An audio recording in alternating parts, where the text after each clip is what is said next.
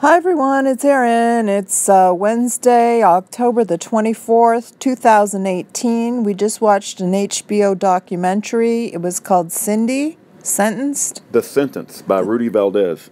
The Sentence. And it was about a woman who had 3 little girls, and she was nursing her baby one night, and the police knocked on her door at 6:30 a.m. and picked her up for a sentence that was thrown out of the courts 6 years prior. And it was about conspiracy, our favorite word, which means nothing. And it was the girlfriend clause. She knew that her boyfriend had drugs and was a drug dealer, I guess, and I think he was killed, and then they tried to pin everything on her, and then she wouldn't plead guilty, so they threw it out of court, and then 6 years later they picked her up for it and gave her a 15-year mandatory minimum sentence. And her baby was breastfeeding, and they took her away, and they maintained a relationship until she got clemency. It was a happy ending, but it was really sad along the way, and it's a real tear-jerker.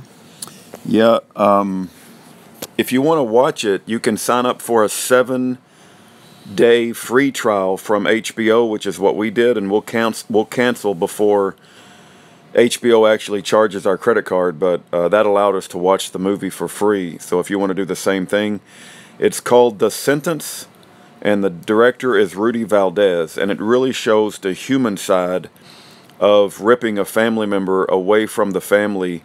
I think she was incarcerated for nearly 10 years, and she was put up on a 15-year minimum mandatory. And as Erin said, it was conspiracy charges, which they use that quite a bit when there's not a real crime. And because they need to keep the prisons full, the prosecutors and the judges and the criminal justice system will do anything they can to incarcerate any of us. And it didn't do society any good whatsoever. Yeah, society did not benefit. It cost society.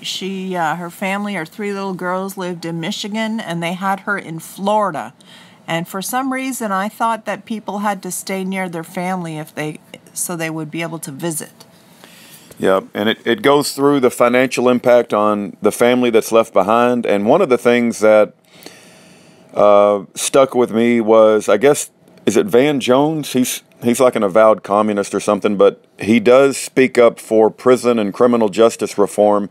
And he was given a speech to a group of people that had family members incarcerated, and he did say some very wise words. And what he said was, there's no lawyers, there's no judges, there's no people within the government system that's going to care as much as a family member. And so the real impact is with the families, because when the lawyers go home from their job or when the judges walk down off the bench, it's the families that have to deal with the aftermath of the kids not having a mother or the kids not having a father. And so the families are the ones who care. The families are the ones who are paying the phone bill, sending money to the commissary, driving across country to visit their loved ones. And so the toll this is taking on families across America is absolutely incredible. And this movie really touches on the human side of incarcerating family members. It also touches on the fact that she only got out because President Obama gave clemency to this girl. And it showed how few people actually get clemency or pardons. It's a very small percentage. I think there were 36 applications 36,000. 36,000 applications that year, and only 1,600 people were approved. 36,000 that were qualified applications. I wonder exactly what they mean by qualified applications. Yeah, I don't know. But in any event, I do highly recommend, I don't know if Erin shares the same opinion, but I recommend you watch this movie. It's called The Sentence. It was directed by Rudy Valdez, and it's part of a movie that is promoted by an organization called FAMM.org, I believe, and I think it stands for Families Against Minimum Mandatories. And if you watch this movie and you don't have some sort of sympathy for the people that are being caught up in this satanic criminal justice system, I don't think we share the same DNA. It was really hard to keep a dry eye as this movie played, but I do recommend that you watch it because I do think it's important for all of us, whether you're in the prison ministry or not, to watch this film and get a real handle on the impact that this satanic criminal justice system is having on our society. Anything you want to say?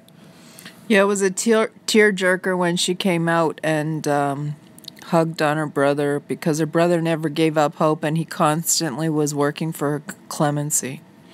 It did also reemphasize the fact that no matter how much your love is, how strong you believe your love is with your spouse, that after 3 years, we've always heard this statistic that over 95%, maybe 99% of marriages cannot survive one of the spouses being incarcerated for over 3 years.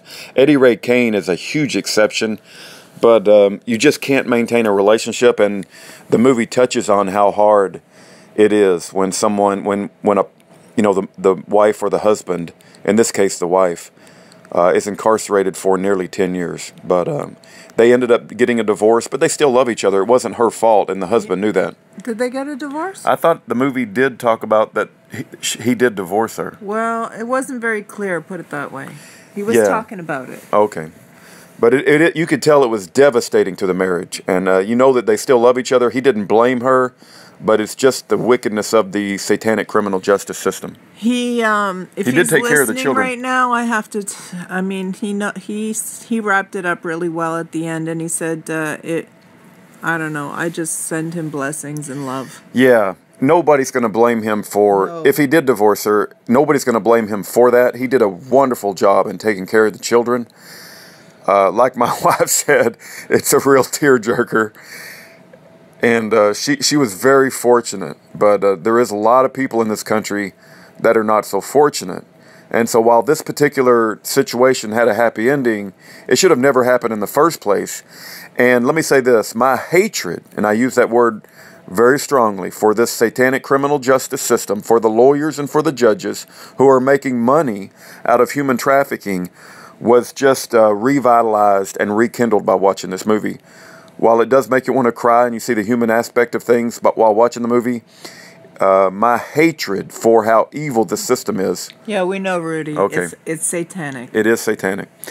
The Bible commands us to hate the evil, by the way, and this system is evil. That's all I got to say. I do hope you watch the movie. If you can sign up for a 7-day free trial with HBO, it is worth your time, and it will be something that will educate you about everything that's going on. And I do think he did a good job in making the film.